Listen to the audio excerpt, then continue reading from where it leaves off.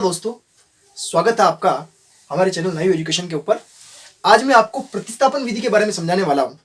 प्रतिस्थापन विधि से हम किसी भी दो इक्वेशंस को कैसे सोल्व करते हैं उसके बारे में समझा जाता है। हालांकि तीन तरीके से हम किसी भी दो इक्वेशन को सोल्व कर सकते हैं, विलोपन विधि, प्रतिस्थापन विधि और एक वज्र गुणन विधि, उससे भी सोल्व किया जाता है। हम आज प्रतिस्थापन विधि पढ़ने वाले हैं। इसके अंदर हमारे पास क्वेश्चन के अंदर दो इक्वेशंस दी हुई है। इसको मैं इक्वेशन फर्स्ट ले रहा हूँ, इसको सेकंड ले रहा हूँ। सोल्व कैसे करते हैं? x plus y equals to 14, x minus y equals to 4, दो इक्वेशन दी हुई है हमारे पास में। अब यहाँ पे प्रतिस्थापन विधि को स्टार्ट करने के लिए किसी एक इक्वेशन को लेना पड़ता है, तो मैं इसका सॉल्यूशन स्टार्ट कर रहा हूँ। सॉल्यूशन किसी एक इक्वेशन को कैसे लेंगे? तो फर्स्ट बाई इक्वेशन फर्स्ट, यानी कि समीकरण एक से हमारे पास समीकरण एक है x plus y equals to 14। इसमें से हमें या तो x या y, इन दोनों में से किसी भी एक की वैल्यू को लिखना होता है। तो मैं यहां से x की वैल्यू को नोट कर रहा हूं। तो x और बाकी जो जितने भी अपने पास में वेरिएबल हो, चाहे कोई नंबर हो, कोई डिजिट हो, उनको उधर भेजना है। तो y को इधर भेजूंगा, पक्षांतरण कर रहा हूं 14 माइनस वाई। ये अपने पास में x का एक वैल्यू प्राप्त हुआ। इसको हम समीकरण 2 में रखेंगे। तो x का मान समीकरण 2 में प्रतिस्थापन करने पर, अगर हम x का मान समीकरण 2 में प्रतिस्थापन करते हैं तो x माइनस y की वैल्यू अपने पास में कितनी है? x का मान रखना है। x का मान कितना अपने पास में?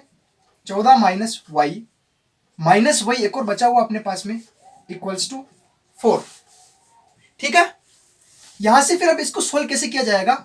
ये वाई वाई दोनों सेम सेम है तो ऐड हो जाएंगे, तो यहां हो जाएगा -2y इक्वल्स टू 4। अब यहां से हमारे पास में जो वेरिएबल है एक तरफ रखेंगे और जो नंबर है उनको एक तरफ न्यूमेरिकल फॉर्म में उस टाइप भेज देंगे। तो यहां बचेगा अपने पास में -2y इक्वल्स टू 4। 14 को इस तरफ भेज दिया तो यहाँ पे -14 हो जाएंगे और इनको सोल्व कर लिया हमने, यानी कि 14 में से 4 निकल जाएंगे तो अपने पास में बचेंगे -10। तो हमारे पास में बच रहा है -2y इक्वल्स टू -10। अब दोनों और माइनस माइनस है तो माइनस से माइनस कैंसिल आउट हो जाएगा। 2 यहाँ पे गुणा में इधर जाके भाग में चला जाएगा। y इक्वल्स टू 10/2 और 2 से कट जाएगा तो ये आ जाएगा 5, यानी कि y बराबर अपने पास में आया 5। अब y का मान 5 आप किसी भी इक्वेशन में रख सकते हो। तो मैं ले लेता हूं y बराबर 5।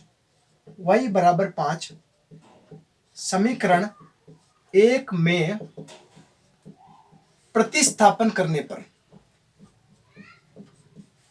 जब हम y बराबर 5 समीकरण 1 में रखते हैं तो x प्लस 5 इक्वल्स टू 14, ये समीकरण 1 में रख दिए। अब यहां पर वेरिएबल हमारे पास इस तरफ है, 5 को उस तरफ भेज देंगे, पक्षांतरण कर देंगे 14 माइनस 5। अब 14 में से 5 निकलेंगे तो अपने पास में बच जाएगा x इक्वल्स टू 9।